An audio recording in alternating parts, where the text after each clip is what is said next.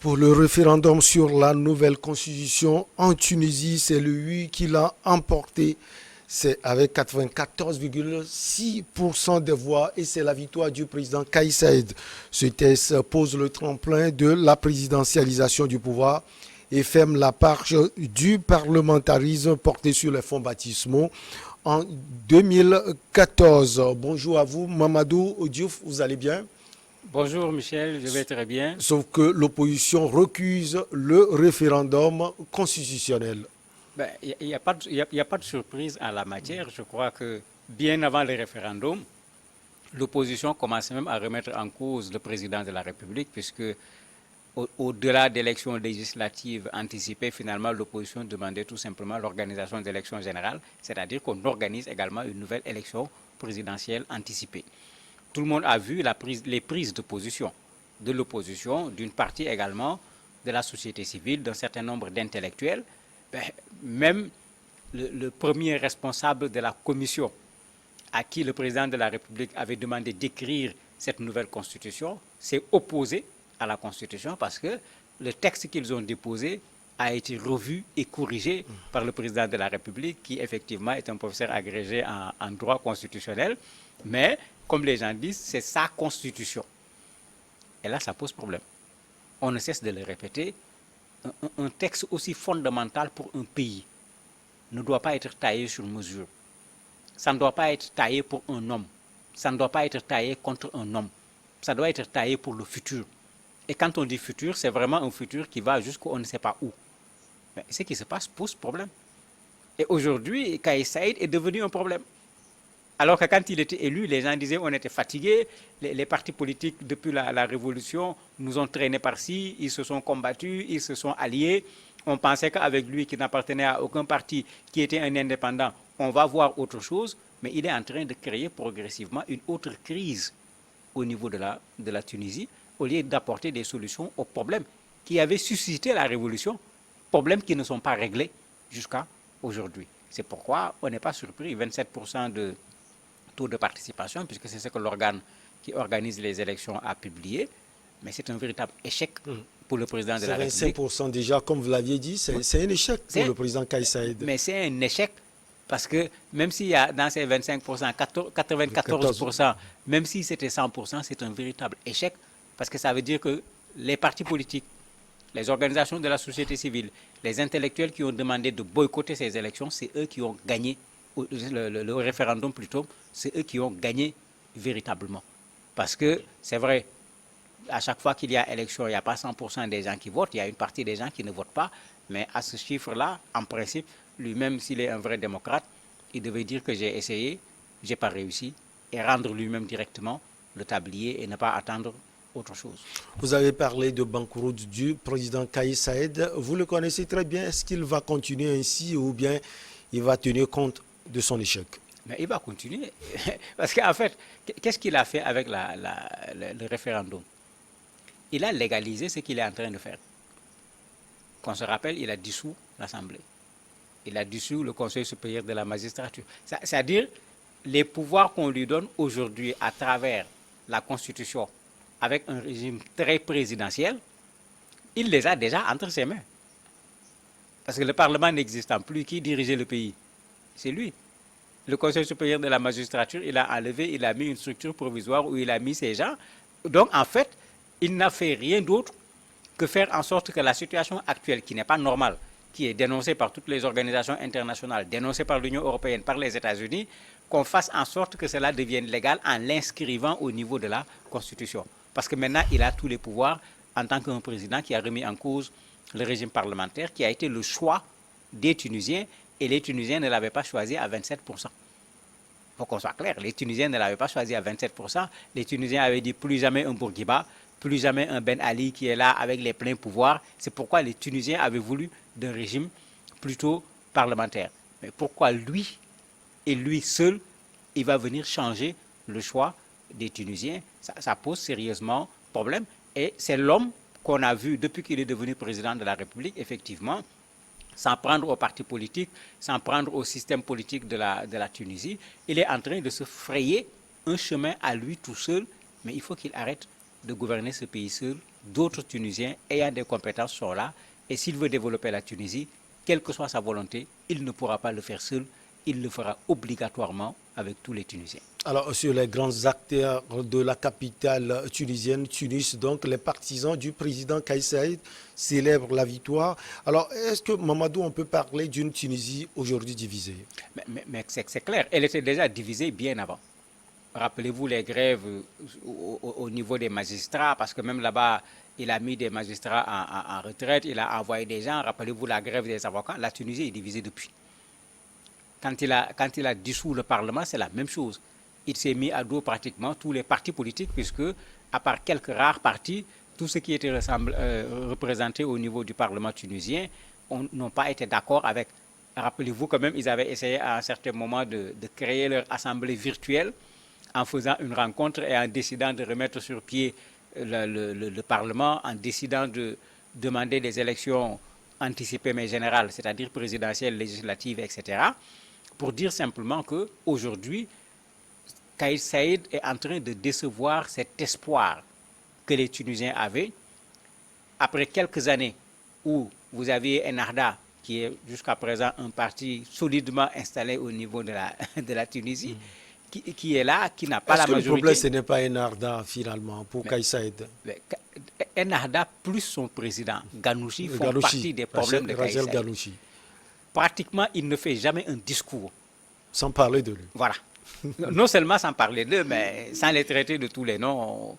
On les a accusés d'être des criminels, d'avoir gâté le pays, d'avoir sabordé le pays, etc. C'est vrai que Ghannouchi et le Ennahda est un problème pour le président de la République. Mais ce n'est pas ça le rôle du président de la République. Même s'il avait été élu par un parti politique, quand il devient président de la République, il doit être au-dessus de la mêlée.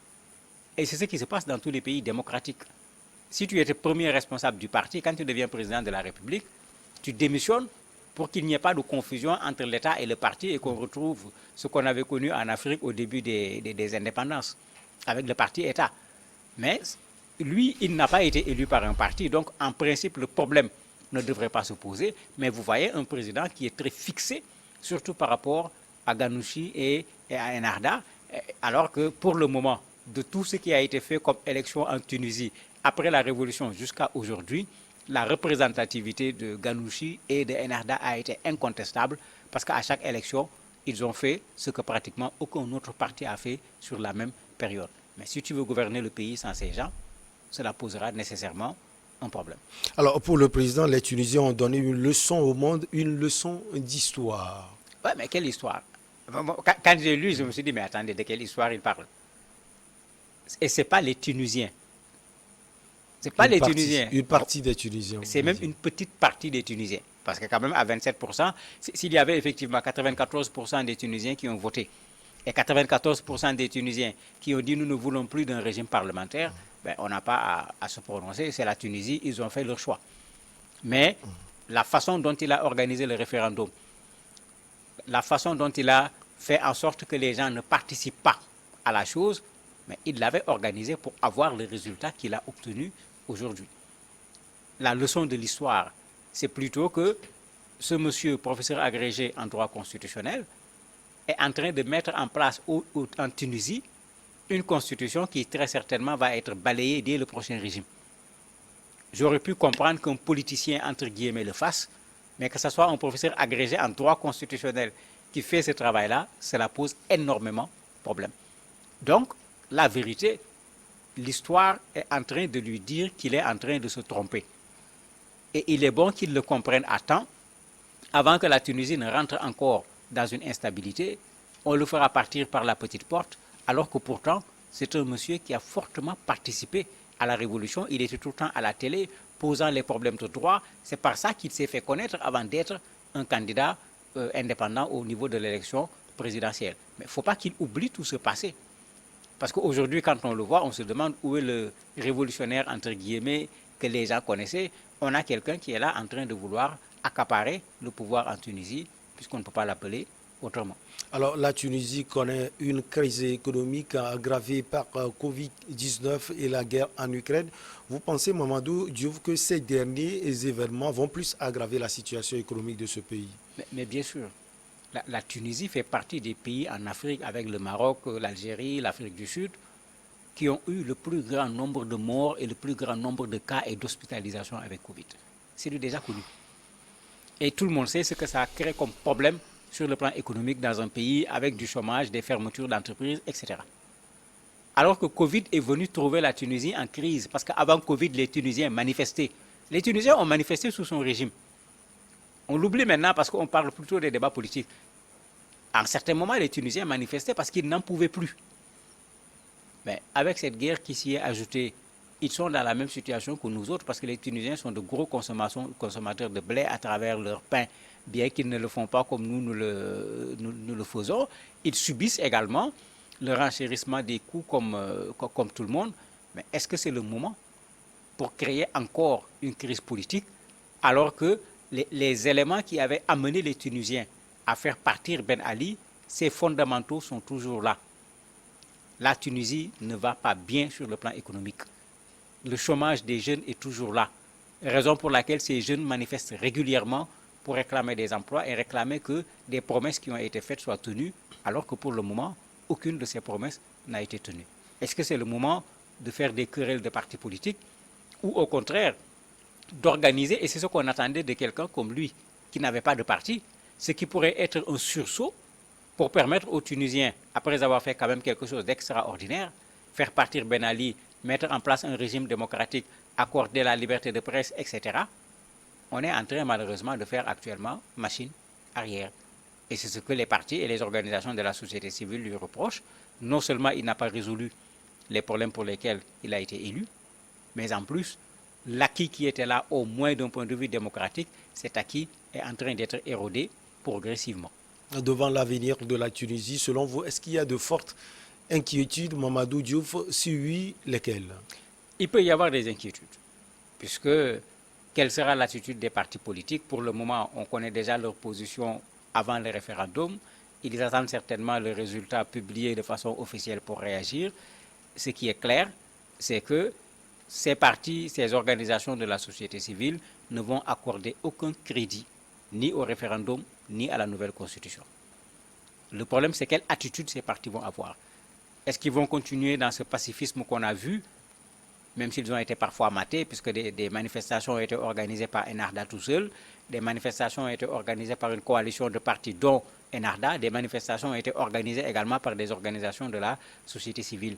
Est-ce que la Tunisie va retourner dans cet engrenage qui avait fait chuter Ben Ali pour faire tomber le président actuel?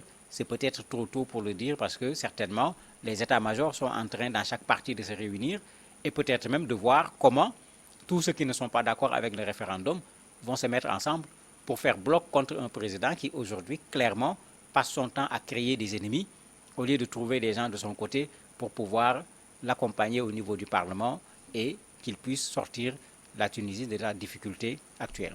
Alors, il dit qu'il y a eu des blocages politico-économiques sous l'ancien format. Il a aussi peut-être raison, Mamadou. Mais non, un régime parlementaire, on ne parle pas de blocage. Il faut qu'on soit clair. Quand on choisit un régime parlementaire, il y a une distribution du pouvoir entre le président de la République et le Parlement. Et effectivement, le Parlement a une force qui permet au Parlement, quand le président veut faire quelque chose que le Parlement considère comme n'étant pas ce qui va dans l'intérêt des populations, de bloquer. Mais c'est ça.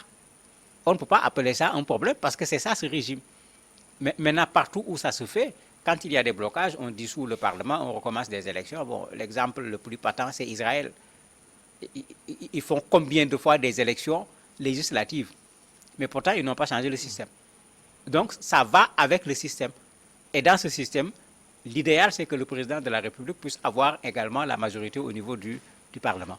S'il n'a pas la majorité au niveau du Parlement, il va accepter de gouverner avec ceux qui sont au niveau du Parlement. Parce que ce n'est pas que le Parlement seul bloque, mais le blocage se fait des deux côtés. Et ici, c'était des deux côtés. Le président prenait une mesure, le président du Parlement disait non. Ils amenaient le gouvernement, le Parlement refusait de valider. Le Parlement propose un Premier ministre, le président de la République refuse. Il n'y avait pas un blocage d'un côté, il y avait à la limite une opposition entre les trois premières personnalités à un certain moment, le président de la République, le Premier ministre, le président du Parlement, et c'est en ce moment qu'il a dissous le Parlement parce qu'il se rendait compte que bien que président de la République, il ne pouvait pas s'imposer au Parlement tunisien, mais c'est ça que les Tunisiens avaient voté comme régime politique pour la Tunisie, que le président ne puisse pas s'imposer au Parlement. Il a renversé la situation par son référendum. Pour lui, la Tunisie rentre dans une nouvelle phase, même si, selon votre développement, cette phase sera très difficile. Qu'est-ce qu'on peut avoir concrètement dans la gouvernance à venir de Kais Saied? Il peut reconquérir le soutien des Tunisiens s'il réussit un certain nombre de choses. Une des choses, c'est la lutte contre la corruption, où il a commencé quand même quelque chose, parce que ça faisait partie de ce qui était réclamé par la Révolution, ce qui a été réclamé également après la Révolution. Ça, il peut réussir quelque chose qui pourrait lui permettre de reconquérir au moins une partie des Tunisiens. L'autre élément, c'est la question économique, c'est la question sociale. S'il parvient à résoudre ces problèmes, parce qu'aujourd'hui, il s'est mis dans une position qui va être la plus difficile. Il ne pourra plus dire c'est un Arda qui me bloque. Il ne pourra plus dire c'est Ganouchi. Il ne pourra plus dire c'est le Parlement puisqu'il a tout pris. Il va avoir quelle excuse aujourd'hui devant les Tunisiens s'il ne parvient pas à régler la crise économique? Il va avoir quelle excuse devant les Tunisiens s'il ne parvient pas à régler les problèmes sociaux? Mais c'est là où il s'est véritablement trompé, parce qu'il va se retrouver seul, pas seulement devant les partis politiques, mais devant les Tunisiens, qui vont lui dire, mais tu as pris tout ce que tu pouvais prendre comme pouvoir, tu as dit que c'est eux qui t'ont empêché de résoudre les problèmes de la Tunisie, maintenant résous les problèmes de la Tunisie. Mais s'il ne les résout pas, il lui sera extrêmement difficile de faire face aux Tunisiens et de leur donner une quelconque explication. Selon vous, avec un tel régime, est-ce qu'il peut arriver à convaincre ses partenaires? À l'étranger, vous savez, il y a cette méthode qui est là. Les gens vont dénoncer quand on considère que les principes et les droits n'ont pas été respectés. Mais après avoir dénoncé, la formule est connue. On prend acte. Et on va dans le sens de travailler avec la personne, avec des restrictions quand on croit qu'il y a trop de négation des droits. Mais généralement, il n'y a pas nous n'allons faire aucune relation avec la Tunisie. Et c'est pourquoi j'ai dit, aujourd'hui, il va devoir compter sur les Tunisiens. Mais ce sont ces Tunisiens qui ne sont pas allés à son référendum pour voter ni oui, ni non. En boycottant, c'est-à-dire les gens n'ont pas accepté la direction qu'il a prise, de sorte que le résultat ne va bien sûr pas les intéresser. Mais il va falloir qu'ils puissent reconquérir ces Tunisiens. Parce que de l'extérieur, on le regarde actuellement comme une sorte de monarque qui est en train de rassembler les conditions pour refaire ce que Ben Ali ou bien ce que l'ancien président tunisien également Bourguiba avait fait. Et sur le plan international, vous ne le voyez pas aller très loin dans des organisations et autres, puisque les gens sont en train de dénoncer son attitude depuis qu'il a commencé à créer des problèmes au Parlement tunisien. Pour chuter, l'opposition a-t-elle les moyens pour bousculer Kais Saied? Coaliser, oui. Seul, je ne suis pas sûr. Parce que le parti le plus fort, c'est Ennahda. Malgré qu'il soit le parti le plus fort, ils n'avaient pas réussi à avoir la majorité au niveau du Parlement. Ce qui veut dire qu'en termes de force, il y a quand même une limite, même s'il y a une force qui est là. Maintenant, si l'opposition se met ensemble, se met avec la société civile, se met avec les avocats, avec les magistrats, parce que les mécontents, il y en a beaucoup, mais le président sera obligé de les écouter, ou bien malheureusement, c'est la Tunisie qui va se retrouver complètement par terre, parce que tout le pays risque d'être bloqué, tout simplement. Merci beaucoup à vous, Mamadou Diouf. On va marquer la petite pause puisqu'elle s'impose et derrière on reçoit l'invité du jour.